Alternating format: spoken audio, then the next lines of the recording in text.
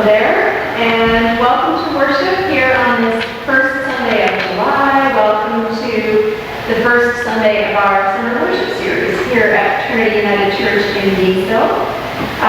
It is always good for us to know that we can gather together in this way, and I pray that you will always know that wherever you are, whatever life circumstances you are moving through right now, you will know that this is a time of restoration and renewal for you in body, mind, and spirit, and that you will know that God greets you with mercy and with love each and every time. As we start to shift into our summer season, whatever that's really going to look like this summer, we continue to be very grateful for being able to gather here in this space for the team that can come and record these services, but also I'm very mindful again and again of the folks who are working behind the scenes to bring together the complete package that you get to see every week. So we continue to lift up thanks for them for the hours and hours that are poured in and for the ways that we can stay connected. They may seem insufficient and partial, but they still keep us connected, and so we treasure that now more than ever. And so with all of that in mind, let us continue to give thanks to God and to prepare our hearts and our minds for worship.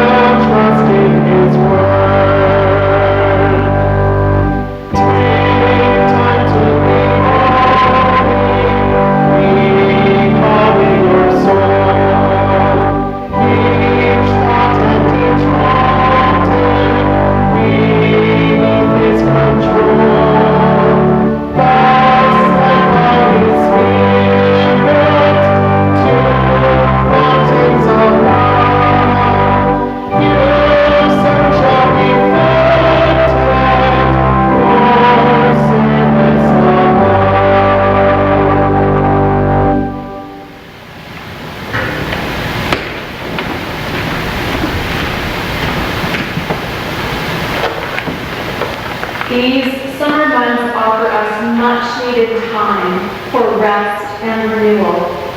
Let us come to this time of worship with the same desire to find rest and renewal for our souls.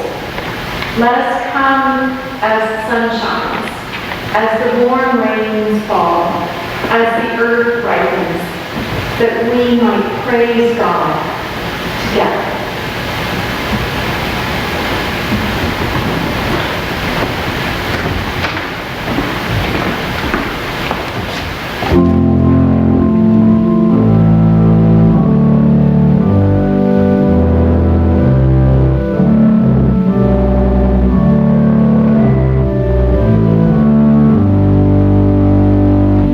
Praise the Lord.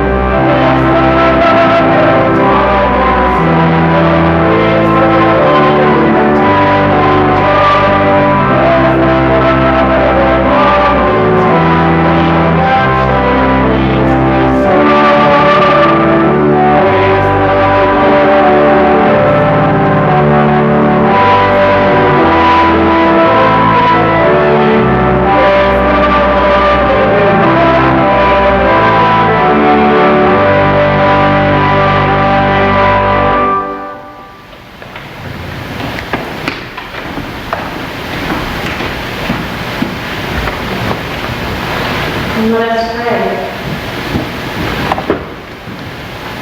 Holy and ever-loving God, we come to you in the early weeks of a new season, even as we may wonder when things will begin to change. We come to you with all of our questions, our faltering, our rejoicing. Wherever we are, in whatever space of the heart we find ourselves right now, may we know and trust your welcome. May we hear your faithful voice calling us home to this place of renewal, hope, and revived expectations. May we open ourselves to the fullness of this life in following Jesus, in pursuit of your great longings for all. May we surrender ourselves to beginning again with thanksgiving for your mercy and grace. Amen.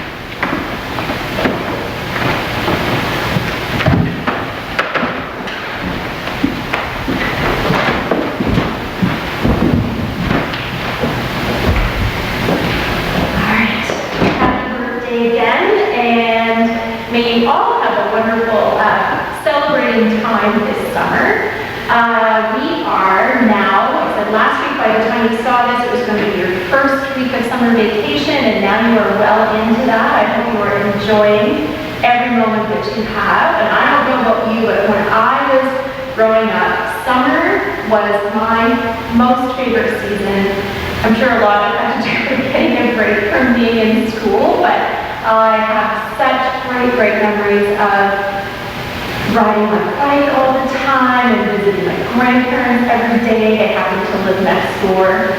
And going for a swim in the lake, sometimes a couple of times a day, and most of all, just playing with my friends. And what a wonderful season it is for just being able to see, even from far away, people that you love very much. So this past week, as we were getting ready for worship, I was able to spend some time with two friends who I haven't seen in person for a long time, for a number of months, but we were able to gather outside and reconnect a little bit.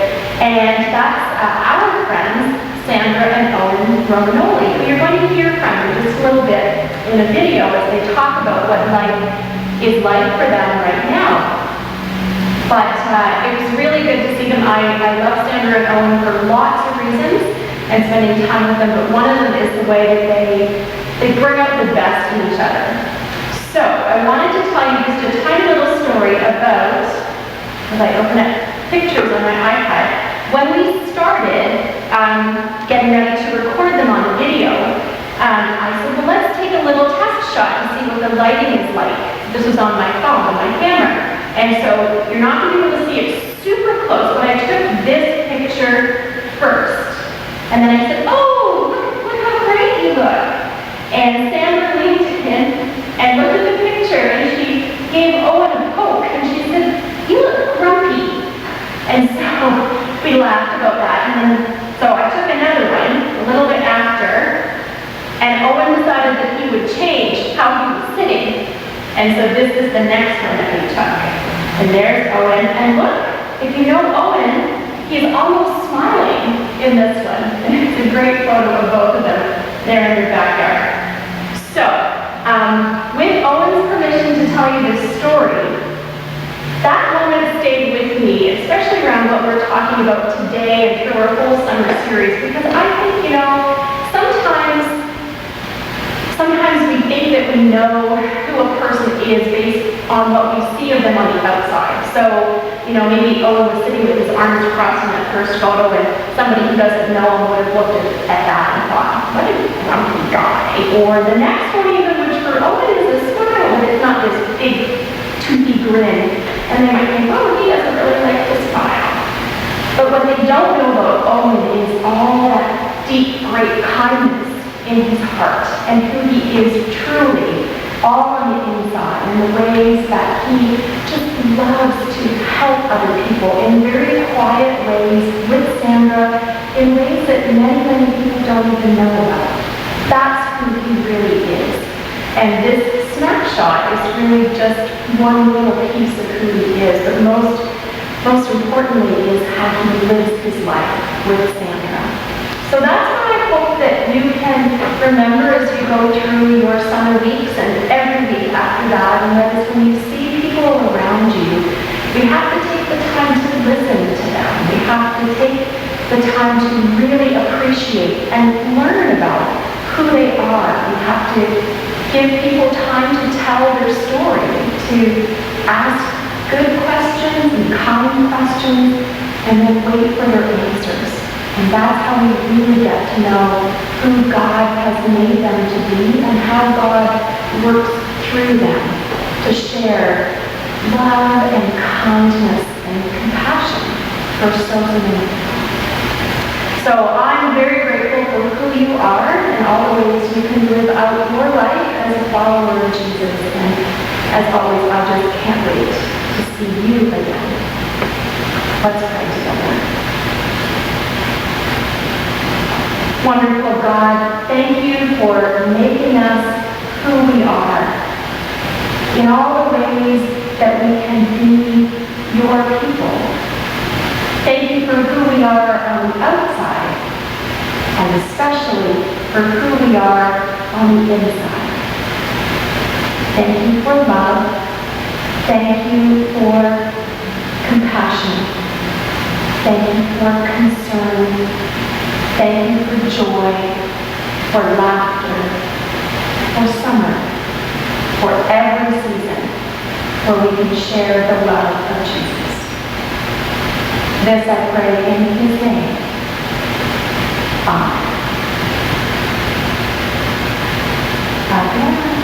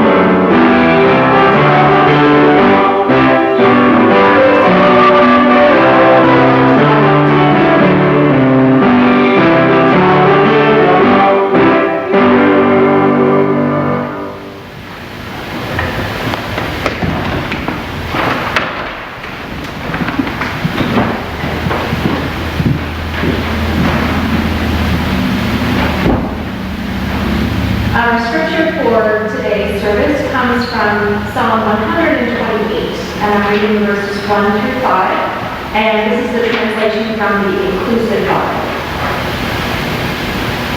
Happiness comes to those who revere God and walk in God's ways.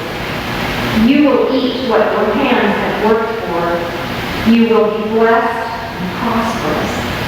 You will be a fruitful vine in the heart of your house. Your children will grow up around your table, spring up like olive trees. This is how you will be blessed if you revere God. May God bless you from Zion, and may you see the prosperity of Jerusalem all the days of your life. Thanks be to God for this holy affirmation of God's goodness and grace. Amen.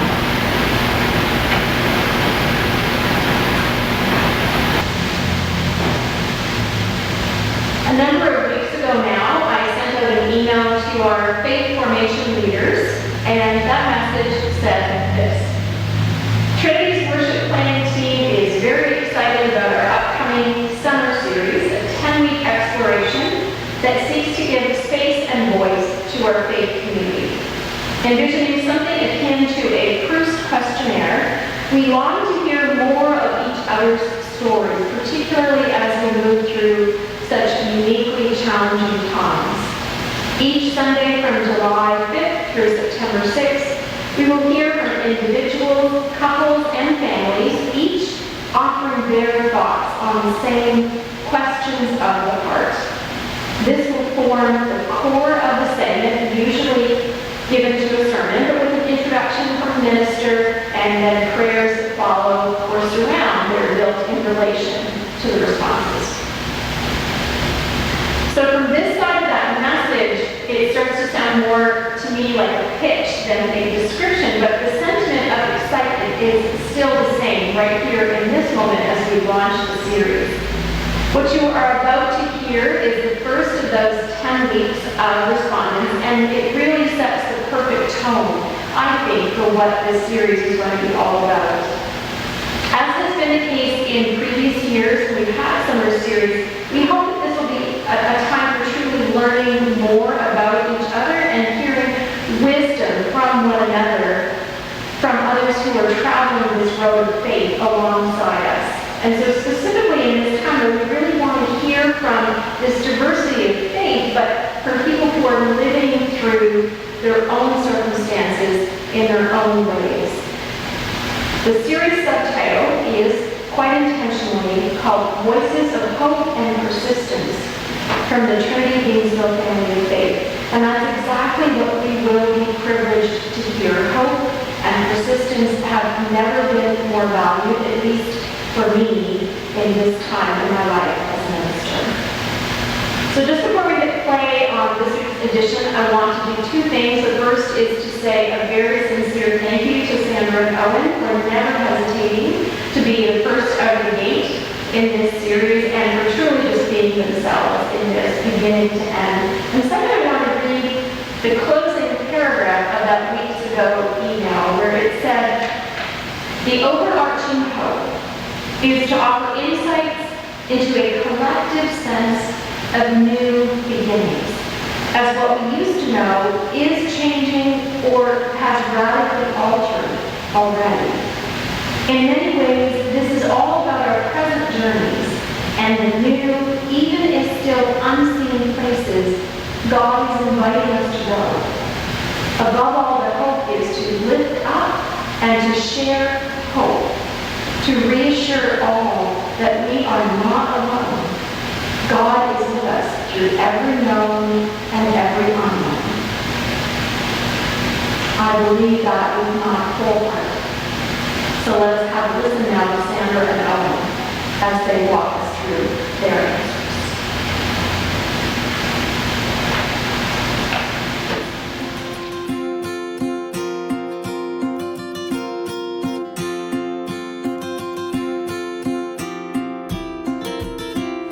Sandra Jean Romanoli, and I was named after my aunt, and I'm Vernon Viola Weiss's youngest daughter. And I married Owen Romanoli, and my mom and dad are Joe and Lillian Romanoli. And we were a blind date. Yep. And I still can't see. Because I've blinded him with beauty. Oh, that's who we are. And we have two daughters, Amy and Caitlin. Mm-hmm.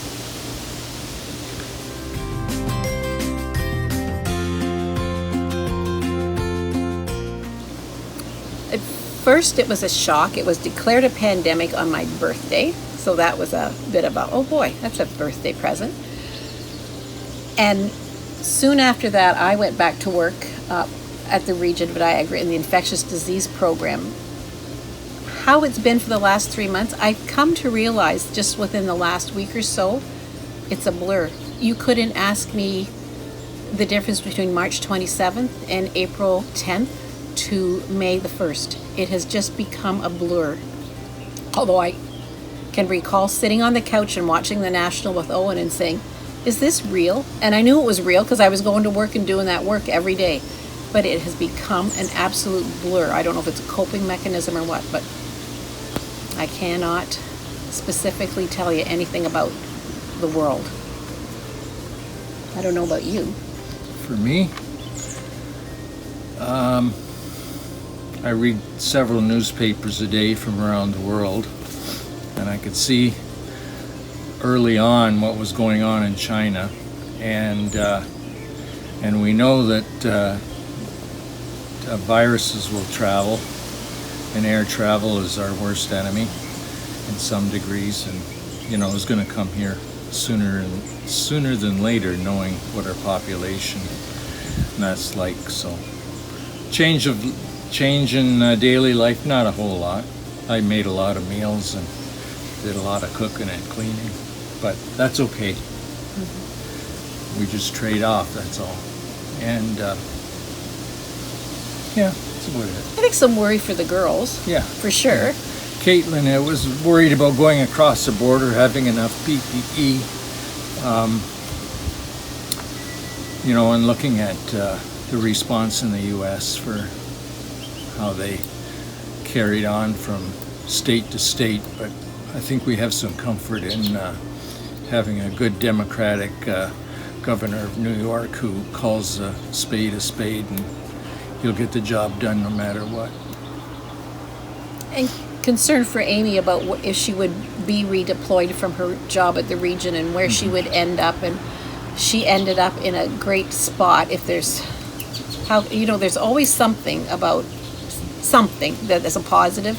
She ended up being asked to do a task that we're biased, but I think she's excelled at it, and it's been a wonderful opportunity for her.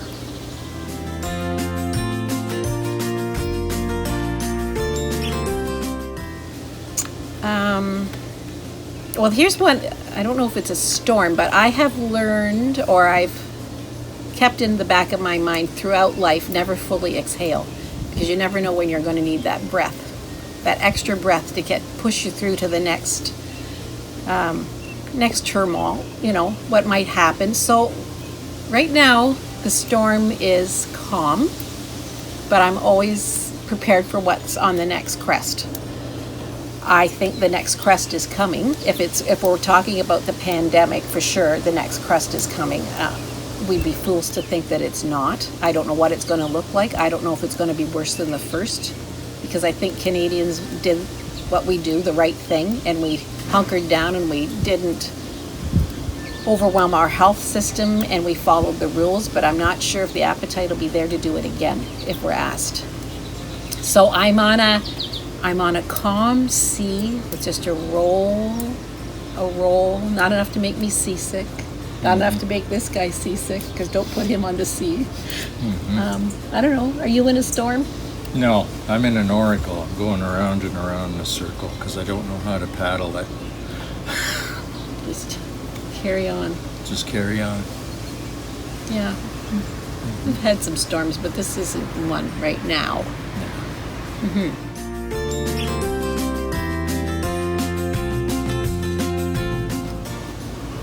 I think I'm still in the calm sea. I don't know if I'm growing. I think I'm existing. And I don't think existing is a bad thing. I think sometimes life just carries on. I'm not hungering for an answer. I'm satisfied with the way it is. So I don't know if I'm doing anything. I'm not walking like everybody else. I'm not doing yoga with goats in a field somewhere or in a vineyard, because I guess that's a big popular thing right now, trying to find whatever it is. It is. So I'll just go with the flow. Are you looking for What? Any spiritual whatever? No. Same as always. Status quo. Yeah, I know a lot of people hunger looking for it, or Yeah. I call it it.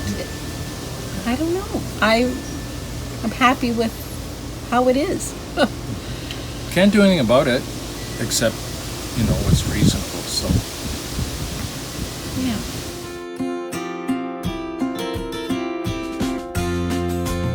uplifting, no, because I usually read Russian history. Love it.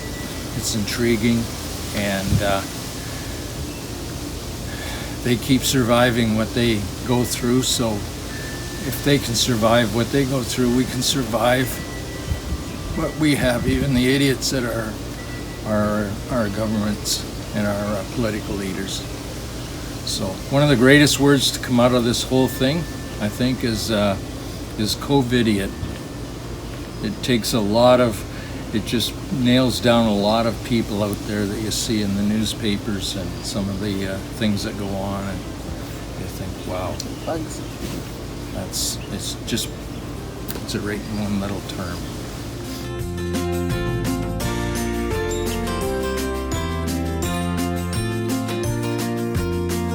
I can knit socks from the toe up now. So while everybody's reading these wonderful books, I'm sitting on the couch beside Owen at night, and I'm knitting socks like crazy from the toe up, and they fit better, and it's really nifty, and it's probably not going to change the world, but it's a great little thing that I've learned. So and I've learned to be not as wasteful in my fridge. You can make a meal out of, like, not that that's something that we blessedly have never had to worry about, but I've learned how to be so much more frugal, and I think that's marvelous. It took me this long in my life to realize how resourceful we can be when it comes to meal prep. Now he says he made all the meals, so that's okay, but Not really. Not really. I don't know. What have you learned that's new? Learned that's new?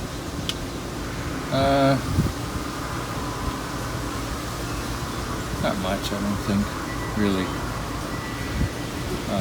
Get out in that wood shop. I don't know. I got lots of lumber to go through, so I don't have to go very far to do too much. I can keep occupied. I can stay out of trouble most of the time. You've learned, though, how not to just get in the car and go get something. Yeah. You've been very respectful of that. Yeah. Of not just... Well, I've been monitored by Niagara Public Health and Mercy Hospital, Buffalo, so you got two big health systems watching you all the time.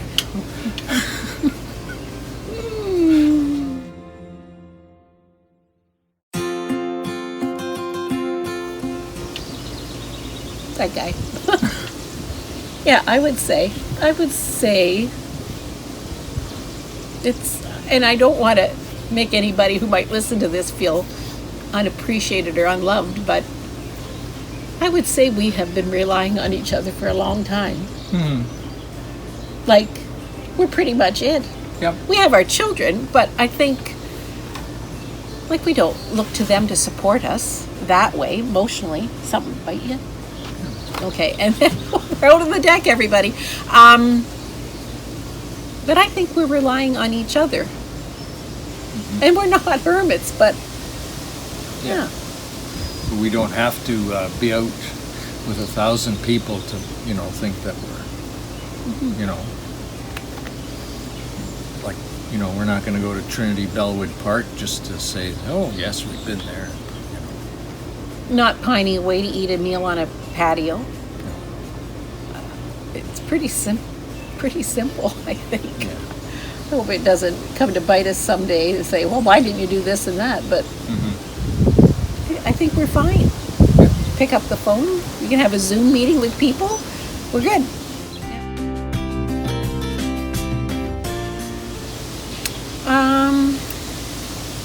I think friends that phone. I think listening. Is how we help people. Have I been as faithful with the group that I was going to reach out to in Trinity and email them, and check in on them? I probably have fallen off the wagon with that a bit, which maybe I should rekindle that. So all of you out there that I was supposed to be connecting with, I'll connect with you again. I think our girls debrief with us a lot. Mm-hmm. I have a friend who's going through quite a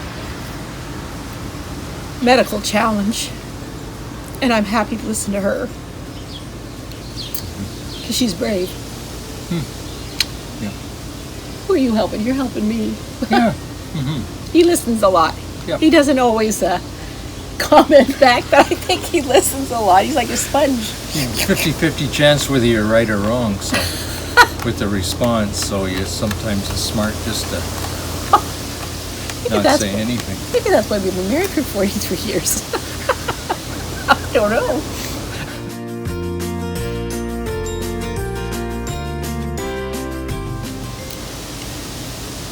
not that I'm an economist, but I don't know what's going to happen to some of the people who've lost their jobs. I don't know how they're going to cope. I don't know how we're going to get the children into school. And teachers would not appreciate this. Children need to learn, I understand that, but I'm concerned about their social well-being. Terribly concerned, because that connection is just, like, you and I can understand Zoom, and I know that it's you on the other side of that meeting, or whoever is in the meeting. But I don't know if little children understand that. And I mean, for a group of children who we've been able to hug and hold and visit, and I hope they're going to be okay. And I hope some of these young adults are going to be fine. And when the government support runs out, what's going to happen? I'm worried about that. Some of our political leaders, some have stepped up, and others have been really quite ignorant of the fact of what's going on, I think, and to the point of, I'm okay, to heck with the rest of you. And I think all that does is give a lot of other people in businesses and within organizations free rein to do whatever they want.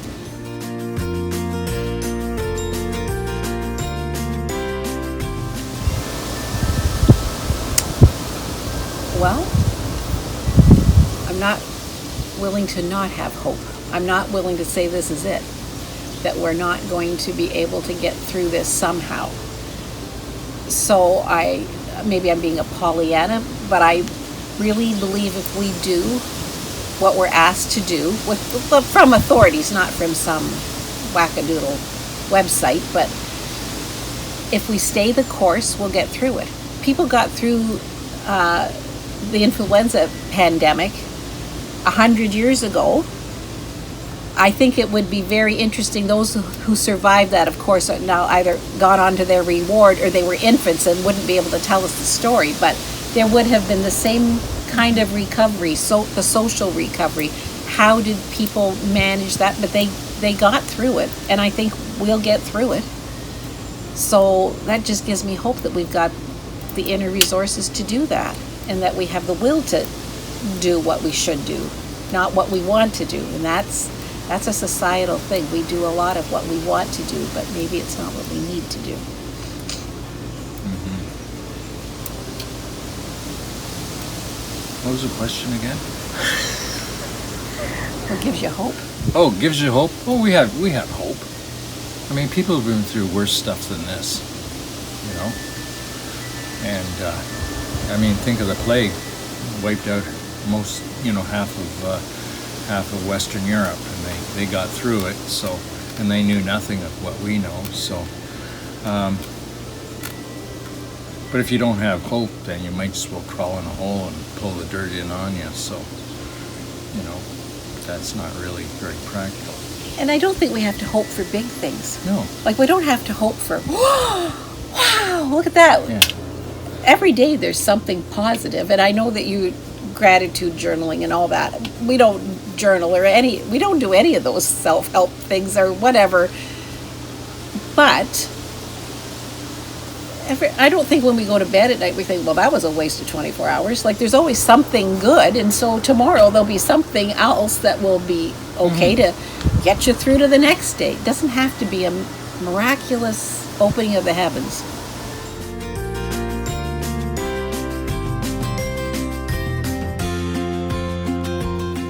Go first? I always go first. Go first? I'm not going to change anything, really.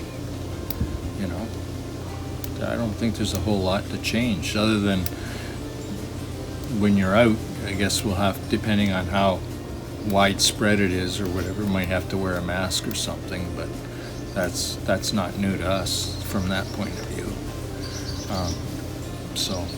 No, I'm good. I think I'll be more respectful of people's personal spaces, because I get right into people. And I think I need to respect that and maintain that respect, because had I done that, I wouldn't feel maybe I should have brought this up earlier, like I find it difficult to visit certain little people and not be able to hug them, and I can see that they look at me and like, oh, this is weird, I can't hug you either. So maybe I shouldn't just hug people's children and, get right in with people and how are you today. Maybe I should be more respectful of their space, and then that keeps them well, and it doesn't make me feel sad when I can't do it. But, I think I've learned, again, my kitchen, being frugal and being resourceful about what I need to do, and, I'll knit more socks. I'll keep knitting socks. Like knitting socks.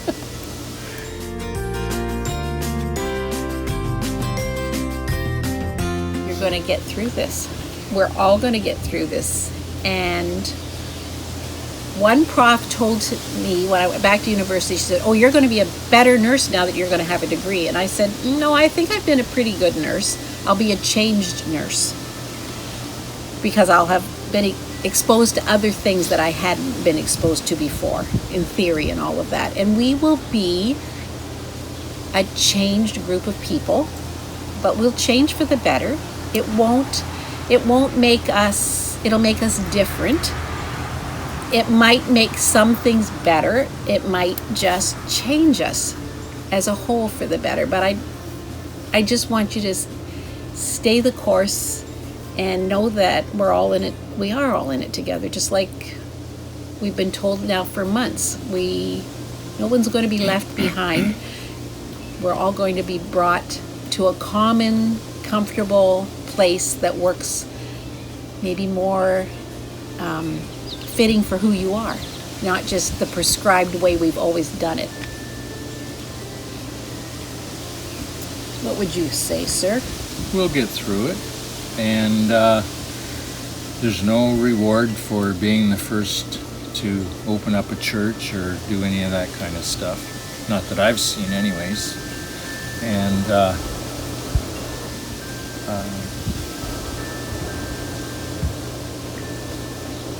and church as we've known it has been something that has evolved over maybe the last 200 years, that you really meet together. But people have had faith and witness way before we were able to gather like this. Like, I don't know, Jesus walked across a desert in a pair of sandals and people met him, but did they ever meet another spiritual leader again in their life? I don't know what was going on in the Middle East at that time, but it was enough to give them hope for the future. So it's great to get together. It's great to be social every Sunday. We're okay. We're going to be okay.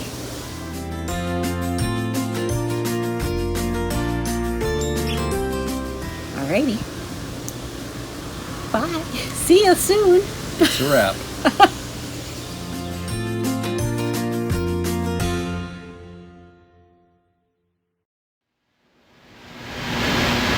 Let us pray. Ever-present God, thank you for your working in the lives and love of Sandra and Ellen. Thank you for their faithful pursuit of that which honors you. Thank you for the wisdom of perspective, for their unfailing hope, and the hope that we can all know and claim in you. This I pray in Jesus' name. Amen.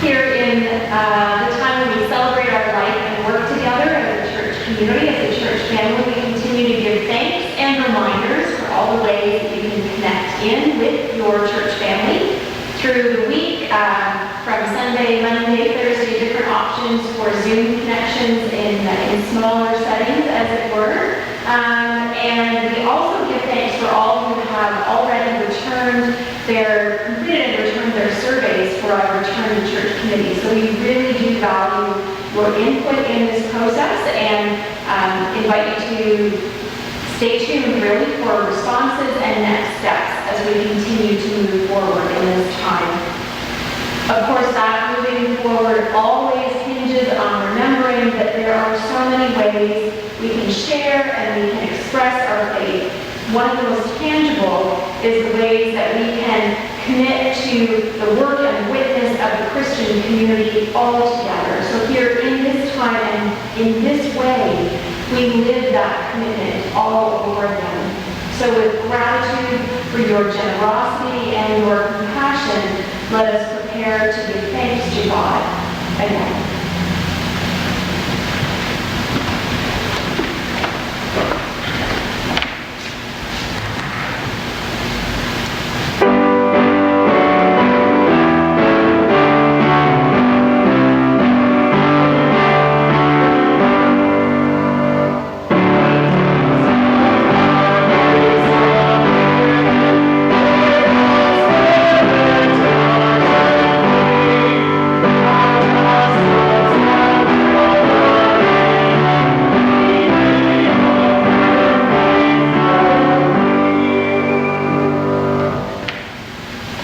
Let us pray.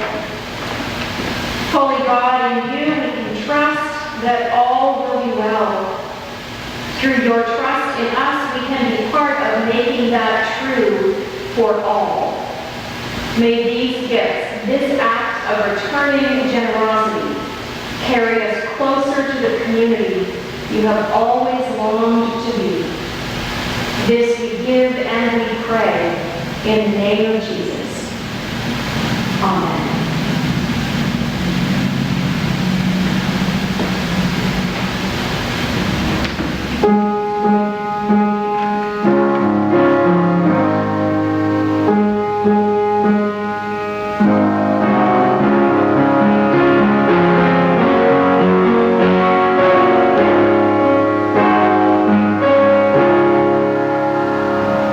When we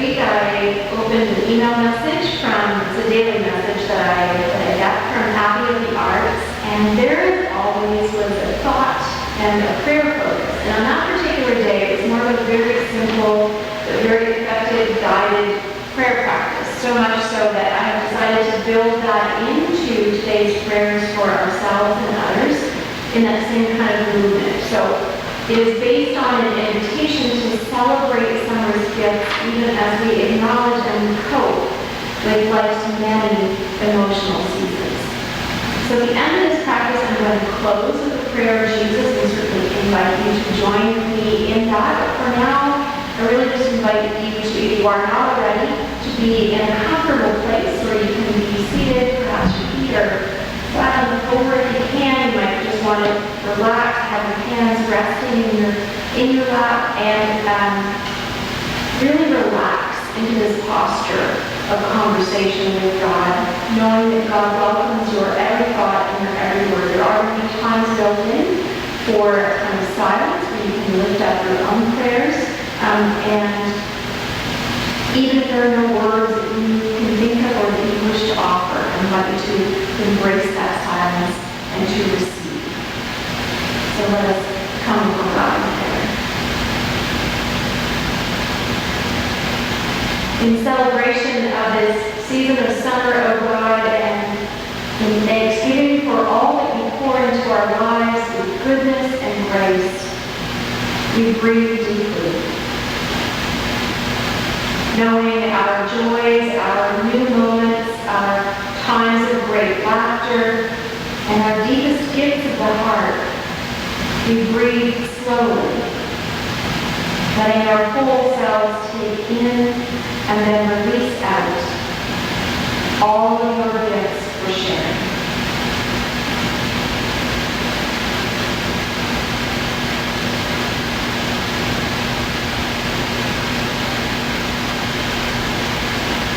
We breathe in your generous love. We breathe out and we live by your generous love. In recognition of the many seasons of life, O God, and in humble acceptance of all that we do not wish to be so, we breathe deeply of your unfailing presence, no matter what comes.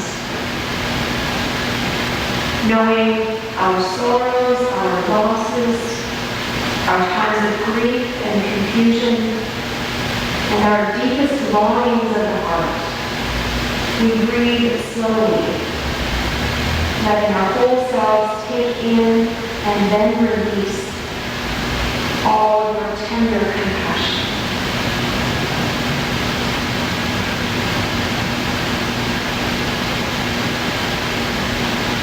We breathe in your healing love. We breathe out and we live by your healing love. In remembering that there is always more to come beyond our seeing and knowing right now, we breathe deeply of your unending recreation, trusting in your wisdom, your ways, your eternal calling to a time of shalom for all your people and places. We breathe slowly, letting our whole selves take in and then release all of your transformative power.